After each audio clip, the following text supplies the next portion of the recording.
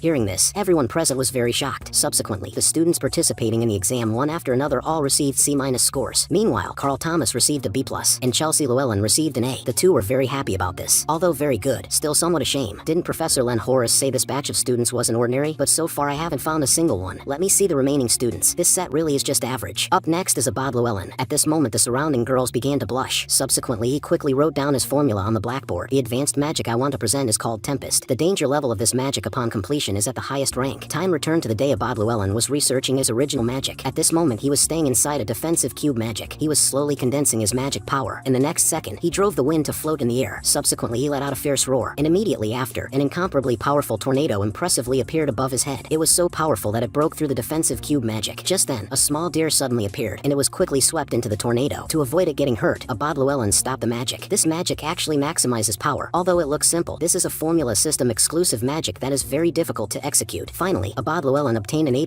grade score. At this moment, Professor Len Horace announced the next student to participate in the exam, Leoplav. The original magic I want to present is a non-attribute magic formula system. Existing magic formulas all have formulas displaying attributes. After all, this is the most basic condition for activating magic. My original magic is a magic formula formula system that is compatible with all those techniques. Hearing this, everyone present was confused. So you mean, you want to establish a new magic formula system? Of course, Leoplav affirmed this. Leoplav, we did not come here to listen to your nonsense. Well, I am eager to see it. Write it down quickly. Seeing this, the judges had no choice but to watch patiently. At this moment, Leoplav quickly wrote down the formula on the blackboard. There is only one person in history who possessed their own formula system. You should be talking about founder of the nebula, Luna, right? So you're saying you want to stand on equal footing with such a great hero? Do you think you can compare to the founder of the nebula? That is not possible. Luna is incomparable to me. The great hero Luna is indeed a great mage, but establishing a formula system doesn't require the same level of genius. In less than a moment, Leoplav wrote out the complete formula system. This guy actually wasn't talking nonsense. Judging from this formula structure, no matter what magic, it won't suffer penalties and can be used at will. I can't understand this formula. I've already given up. And Chloe Muller gazed at the blackboard and fell into deep thought. Leoplav, what is the reason you created this magic system? To be able to freely use all the magic in the world. Your idea is very crazy. I finally know why the higher-ups look so highly upon this batch of kids. So what is the name of this exclusive magic? Hearing this, Leoplav revealed a faint smile. Its name shall be called Bible. At this moment, Judge Shin revealed an incredibly shocked expression. It is the same magic system created by the only one in history, the fictional hero, Kyle. Maybe Leoplav proved Kyle's existence. At the same time, Professor Len Horace took the scoring sheet from the judges. Leoplav obtained A+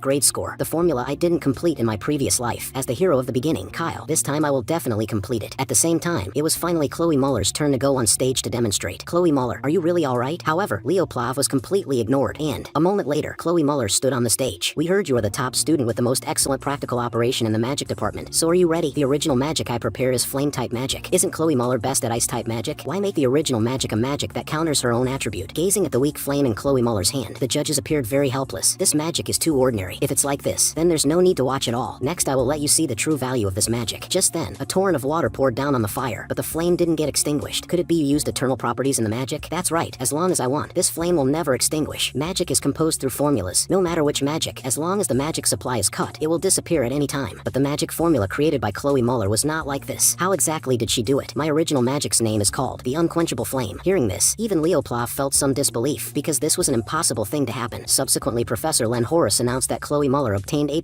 grade score as well. The Unquenchable Flame? Even Luna couldn't create it. There is only one being who can make this kind of thing, and that is Erebus. The scene shifts, and at this moment Leoplav was staying in the classroom falling into deep thought. Previously, he wanted to call Chloe Muller out from the dormitory through Celia Zeringer, but she stated Chloe Muller had been very tired recently and was asleep now. Did you look for her because something happened recently? Why do you say that? Recently, she seems to have become much stranger, often arguing with people in class. I heard she has been associating with people of bad character in the magic department recently. At the same time, Fiora impressively appeared beside him. Have you been well recently? I heard you were looking for me, Leoplav. The next second, Farina impressively appeared before Leoplav's eyes. Leoplav, why did you call me out through Fiora? I want to know the reason you stayed in Leern. Summon Beast Phoenix and Demon Beasts are two opposing creatures. Leoplav guessed Farina definitely had some special reason for staying here. 5 years ago, an attack occurred at Leern. At the time, 2 students and 3 teachers died, but in the end, the culprit wasn't caught. Finally, Headmaster Kallian Baydan commissioned me to investigate inside Leern. Since then, I have been searching for the culprit's whereabouts. Do you know a beast mage appeared in the summoning exam? Of course. I heard a student died too. Then do you think the mastermind would be Tartarus? We can only suspect right now. I can't tell you more. Then please relay this message to Headmaster Kallian. Tartarus did not only have contact with Sinlu. Time passes and it was now the day of the Hero Studies and Combat Studies joint exam. Since everyone has arrived, let the class president introduce the exam rules. The Hero Studies and Combat Studies joint exam is about forming into groups to conquer a hero's world. And the world to be conquered this time is the Chad murderers incident. Just as everyone began to discuss amongst each other, Professor Harlan signaled everyone to quiet down. Class president, please continue explaining. About 30 years ago, Leern first-year students entered the central Chad murderers forest and were attacked by Tartarus. At that time, the second-year evil-eye sorcerer Professor Albi Geron was sent over to save people, which prevented a total annihilation. The conquer objective is to rescue the injured and kill the demon beasts, as well as assist Professor Albi Geron, who was still a second year at the time. This exam isn't a simple midterm exam. It is to make everyone vigilant. Listen well, those who don't pass this exam will be expelled immediately. Hearing this, everyone present fell silent. However, I believe in you. You have all grown very well. At the same time, Professor Ardian Nir announced the start of grouping. After a moment of drawing lots, Nella was assigned to group 4, while Leoplav was assigned to group 11. It looks like I'm in the last group. As we have finished assigning the groupings, please let the first group stand in the summoning circle. This is very reassuring. I didn't expect to be grouped with the Sword Maiden. Let us display the strength of the Rodran Empire. Accompanying Albi Geron slowly condensing his magic power, a system notification popped up. Albi Geron's world. Chapter. Prologue. The Chad murderers incident. The next second, a golden light lit up, transporting the two into Albi Geron's hero world. Subsequently, the crowd gazed at the huge projection in front. It could be seen that the two immediately took action as they entered, as expected of being born in heroic families. Meanwhile, Professor Said Jen appeared very relaxed. With Celia Zerdinger here, they'll definitely get a top mark this time. But Harlan felt differently. I actually think Chelsea Llewellyn is performing better. Instantly, the air fell into silence. I didn't expect the first group to complete the task so quickly. Truly worthy of being the new stars of the first year. At this moment, the headmaster Leern had arrived. I came over to see how the first years have grown. Professor Leern, truly sorry to you. Every year we have to make that bad memory of yours public. It's nothing. After all, I made up my mind long ago to never forget this event. As the person involved, I thank you. At the same time, news came from the front that Group 1 conquered successfully. Sure enough, worthy of the Zeringer and Llewellyn families. Although they usually don't see eye to eye, they are from the same empire after all. Subsequently, news came from the front that Group 3 conquered successfully. The most powerful person in the squad leads the charge. Others responsible for support, winning by strategy. Truly not bad. At this moment, Leern revealed a satisfied smile. Up next, Group 4 conquered successfully as well. Nella Carvin's healing ability is indeed very outstanding. Plus Jinxia's talent. Same as I thought before. These aren't ordinary people. At the same time, Group 7's Eliza, Warden, and Ileana conquered their mission successfully. Although there are many excellent students. Among them, the most promising is Group 11, Leoplav. Seeing this young man's path for some reason makes me think of the past. Is everyone ready now? Of course, the two affirmed this. Accompanying Albigeron summoning the magic book, Albigeron's world was slowly opening. But just then, a black aura floated inside the magic circle. Seeing this, Leoplav was very shocked. Wait, this isn't quite right. Immediately after, a burst of flame instantly wrapped the two. In less than a moment, the two disappeared from the spot. What is going on? How come we didn't enter the world? And where did Leoplav and Chloe Muller go? At the same time, Professor said Jen stood up abruptly from his seat. What exactly is going on? Even the headmaster was somewhat worried. What happened, Professor Albigeron? Headmaster, please suspend the exam immediately. At this moment, Albigeron held the book in his hand, trembling incessantly. Could this be? That's right, they entered a hero dungeon. At this moment, the window of a blank mission objective floated before the two's eyes. I've never heard of a case where a pre-established page of the hero record goes berserk. And at this time, Leoplav realized they could no longer contact the professor and the others. Maybe they will suspend the exam to rescue us soon. If they could stop the exam, they would have done so long ago. It looks like the two of us must conquer this dungeon. This is a dungeon difficult even for 10 people to clear. Do you know how many people died here 30 years ago? Chloe Muller, calm down. This is the only way to leave the dungeon. The reason Tartarus caused the Chad murderers incident back then was to eradicate us hero candidates. At this moment, Chloe Muller completely fell into fear. This forest is a huge trap. You are the most formidable student in the first year. As long as we join forces, we can definitely clear it. In this situation, he can still be so calm. It looks like the gap between me and him is still very large. Have you thought of a combat plan? Of course, there are two clearance conditions for the Chad murderers incident. One is rescuing the first year students. Two is ensuring the safety of the first year students. If we want to complete these two conditions, we have to strengthen our combat power. How can we do that when we don't have access from the outside? Don't forget, currently in the forest, we aren't the only Leern students. Those seniors might all still be alive. Subsequently, Leoplav squatted down and signaled Chloe Muller to climb up quickly. We must find the seniors before Tartarus. Seeing this, Chloe Muller was immediately flustered. Why should I do that? You are a mage. Your mobility isn't as fast as mine. On the other side, Leern's seniors were participating in the test, while the Tartarus Demon Clan member Chubrin was secretly watching everything. Could it be a rescue team incoming? Anyway, the targets are the candidates who might become heroes in the future. At this moment, he suddenly noticed something out of the ordinary. He realized Leoplav was using non-attribute magic, an all-class mage. Could it be? Is it really you, Hero Kyle? At the same time, Leoplav noticed the environment became darker the more they went towards the center. Thus, Leoplav decided to borrow Albigeron's technique, using aura to raise the body's senses to the limit. In an instant, the surrounding things were seen clearly. Be ready, there is a group of orcs ahead. Seeing this, Chloe Muller immediately used ice magic. Countless ice cones attacked straight towards the orcs. In less than a moment, the surrounding demon clan were wiped out clean. Just then, Chloe Muller noticed the enemy. An orc was thinking of blowing a whistle to call the others. The next second, Leoplav suddenly struck with a heavy downward slash, cleaving the orc in two, killing it on the spot. Why is the difference in our power so big? Can I really defeat Leoplav? At the same time, Leoplav discovered the seniors standing on the side, so he quickly used magic to approach them. Chloe Muller, please assist me from the side. Following a blue magic circle lighting up, Leoplav instantly disappeared into the air. On the other side, the seniors were struggling to resist the demon clan, just as the demon clan attacked towards the crowd with full force. The next second, Leoplav arrived, killing the demon in an instant. Have reinforcements arrived? Leoplav affirmed this. Just then, the demon used its full strength to cast a spell that unleashed leeches out, but was instantly cut off by Leoplav's fire aura. Seeing this, everyone present was very shocked. At the same time, Alia seized the opportunity to use light magic. The next second, powerful magic power attacked straight towards the demons. The orcs were completely engulfed in the light magic, disintegrating into dust. That was light magic just now. Could it be this person's identity is? Soon, the students were finally saved. Thank you for helping. I'm relieved that the support team arrived. Sorry, I want to chat alone with my companion for a few words. That girl is Alia Geron, the younger sister of Albigeron. 30 years ago, she was killed by Chubrin. You should know, Alia's team is the team that absolutely couldn't be saved in the Chad murderers incident. Why happened to meet Alia's squad? Tartarus Knight rank demon, Chubrin. The first target was Alia's squad. The reason Tartarus triggered the Chad murderers incident, it was to eliminate Alia Geron, the genius mage. She was a strong candidate to have their name recorded in the hero records. Chloe Muller suggested that with their current strength it was impossible. Wanting to complete the conquer condition, they must find other teams as soon as possible. But Leoplav commented, so are you going to abandon them? I am also very unwilling, but Leoplav, this is the hero's world. In reality, they died long ago, and have been dead for over 30 years. That is indeed the case, but I cannot bring myself to leave them behind. At this time, the sound of the two arguing attracted everyone's attention. Wake up, I admit you are very powerful, but now is not the time to act recklessly. Stop acting like a hero. Saying this, Chloe Muller had already lost all hope. At this moment, Leoplav reached out to comfort Chloe Muller. Don't say things like playing hero so carelessly. Exactly, Cleo. Because you are a hero candidate. We are not just pretending to be heroes. This moment is part of the journey of becoming heroes. Hearing this, Chloe Muller was regaining hope once again. Furthermore, history is already deviated now. Chloe Muller, look around. When we met Alia's squad, the forest had already turned dark. According to the original plot, they would have died at Chuburn's hands long ago. Although this is somewhat risky, I'll leave the decision to you. Alright, let's escape with Alia's party. At this moment, Chloe Muller gazed at Leoplav's back. Why do you alone stand ahead of me? I still cannot catch up to your footsteps. Don't you feel strange? Why are there only 2 people in the rescue team? That's right, they look about the same age as us. Could this be a trap of Tartarus? Alia didn't agree with this. After all, they joined hands with us to defeat the enemy. Also, don't you think that person is very handsome? Hearing this, the crowd instantly felt somewhat surprised. I didn't expect there's actually someone who can exceed Senior Albigeron's standards. Just then, Leoplav slowly approached them. Everyone, listen well. We need to escape this forest as quickly as possible. Is that necessary? We have recovered our strength and can slowly crusade against the demon clan. But Leoplav indicated there was no time. You are targeted by knight-rank demons. Hearing this, everyone present felt incomparably shocked. If it's knight-rank demons, they are brigade-level demons. That's right, so we can't confront them head-on. Our goal is to get out alive. This guy is a bit like my brother. Subsequently, under Leoplav's lead, the crowd ran quickly towards a place. Just then, Alia noticed Chloe Muller seemed somewhat not right. What is with this expression? Meanwhile, in the real world, the professors and assistants was flipping through relevant materials in the library. Find cases of hero records turning into dungeons. Time is of the essence, everyone. The fact that we still can't enter should be considered good news. Isn't that right? Indeed, as long as there are still people remaining in the hero dungeon, then no one can enter. This means both of them are still alive. It has been 3 hours since the 2 entered the dungeon. It should be night in the hero world now.